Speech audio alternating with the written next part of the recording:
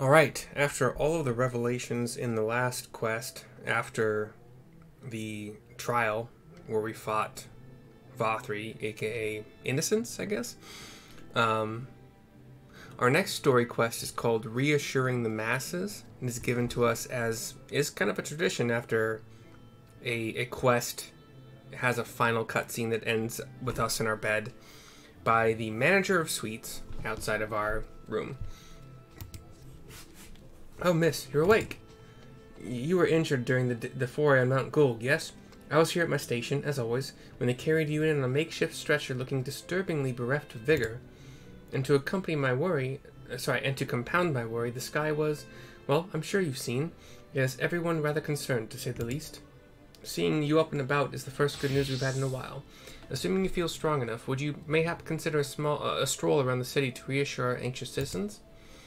Broggy is one of those who helped convey you to your chambers, and he has visited several times since to inquire after your condition.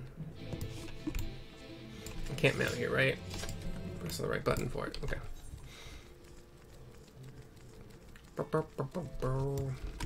Is there a quick... Nah, whatever. We'll just pop on a sprint.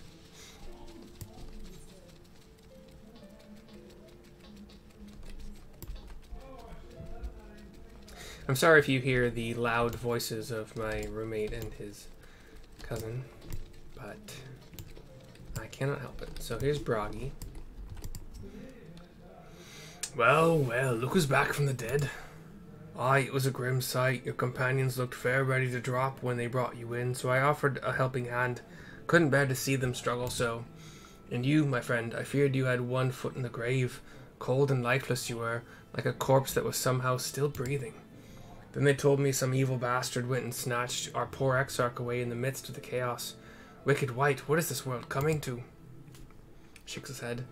Bah, but moaning never solved a thing, did it? Nay, it's times like these that we Crystarium folk stand tall and do what needs to be done. Trade with Yulmore is back on the table. We'd best make use of those resources to fortify the city against the Eaters, or whatever misery the fates deem to throw at us next.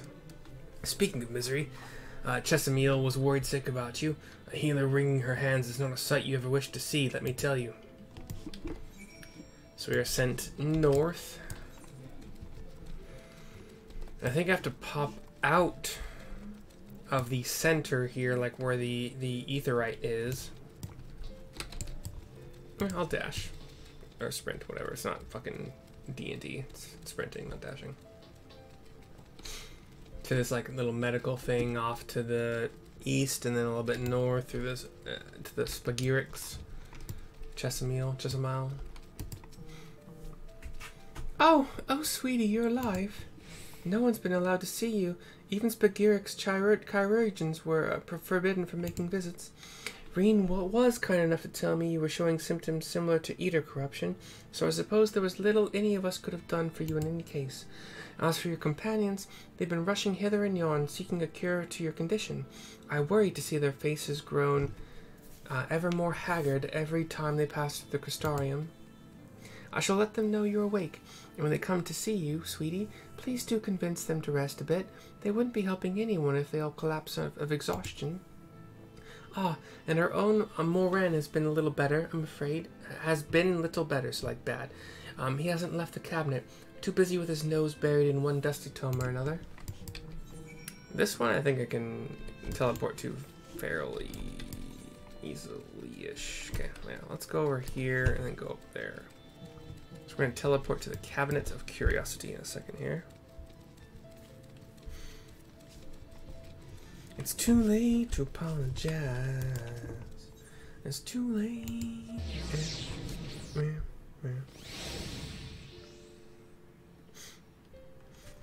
Alright. So we're in the little library, well, not little, we're in the tall, circular library with multiple levels and stacks and stacks and stacks and stacks and stacks and stacks and stacks of books and stacks and books and cats and books. No, just books. No cats that I've seen. There's more in at the top. Confound it, this says the same thing as the last. Mayhap I should approach the problem from a different perspective. He sees us. Oh, and then he turns to us. Mercy, is it truly you and not some figment of my imagination? Oh, but this is wonderful. 'Twould seem our prayers have been answered. Feeling otherwise helpless, I've been scouring our shelves for the wisdom to explain this most worrisome conundrum. Why, with all the light wardens defeated, has the light returned to obscure the sky? I had to change the tone because I had realized, yeah. I must have pored over 100 tomes, but no definitive conclusion seems forthcoming. So many questions I would pose to the Exarch, and thus do I feel his absence all the more keenly. Now that you are awake, however, I am hopeful the search for our stolen steward might begin in earnest. Catless, meanwhile, leads the crystalline mean in preparations for battle, though against what foe we are as yet uncertain. Why not pay her a visit? I expect seeing you upright would be a much welcome relief. You guys... I don't know if all this running is going to be good for my conditions. Have them come to me. Just kidding, I do not have that power.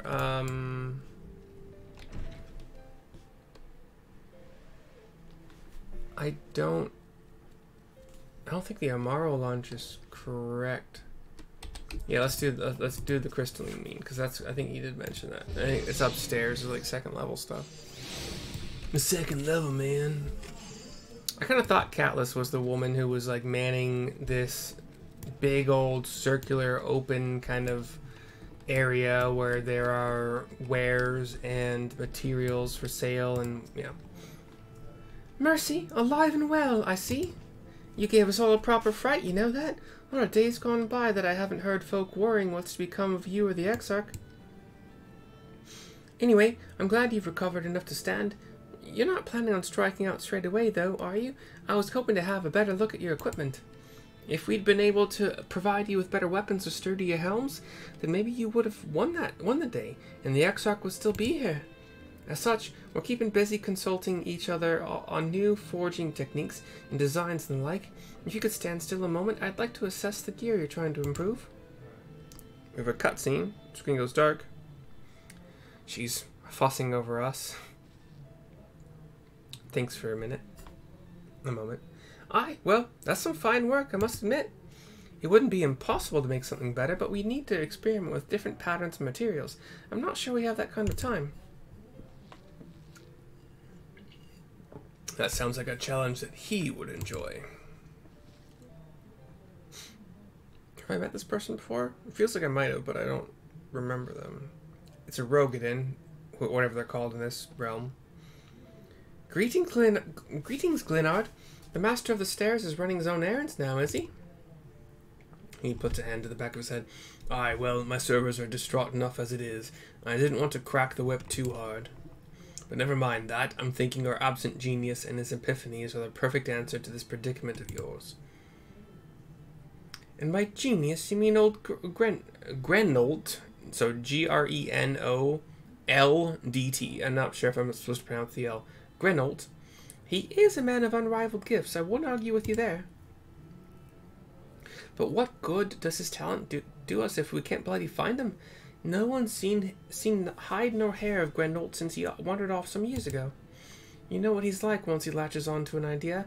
He's probably cloistered himself in some forgotten cave, completely absorbed in his latest creation.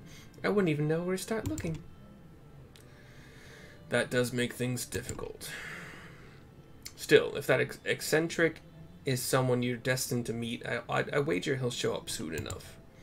In my time at the bar, many's the tale I've heard told of strangely fated encounters, even if a few of them might be stretching the truth just a bit.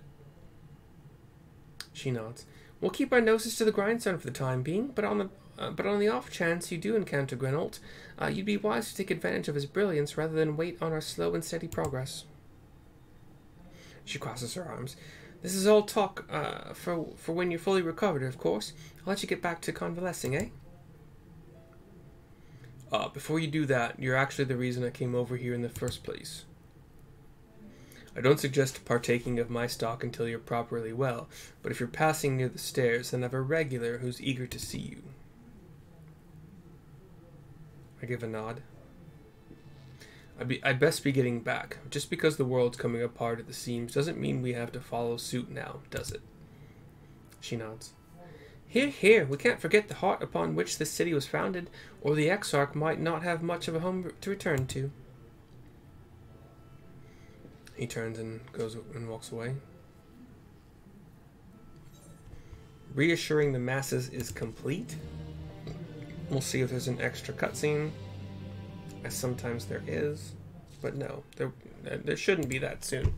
Okay, so the sponsor, non-sponsor for this video is a Razer Kraken Gaming Headset, which I'm wearing right now. I have one ear on, one ear off. I found it's the best way to get immersion when I need it, and then take out an earpiece or earbud or whatever when I need to be able to talk and hear my own voice, especially due to the many accents I try to do and probably mostly fail to do for Final Fantasy XIV. But it's great for like the zombie games I play, first-person shooter games, you know, to get directionality from the sound. It's super great for that. It's always been so comfortable. I've had zero issues ever with the comfort factor. It's been great. I don't know what happened to the microphone. I said this a long time ago, and I have not chosen to repeat it, but I don't know if it's the headset. I don't know if it's my computer did something weird, but the microphone stopped working at some point. It's not an option in my sound capabilities on the computer, and I don't know how to get it back.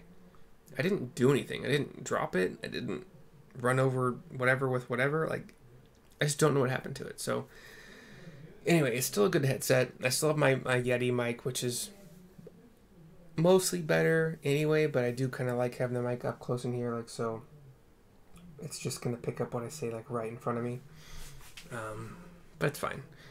If you purchase this headset with the link in my description, I will get a small cut. If you don't need it, don't buy it. Otherwise, have a good time. I'll see you next time for the next video very soon.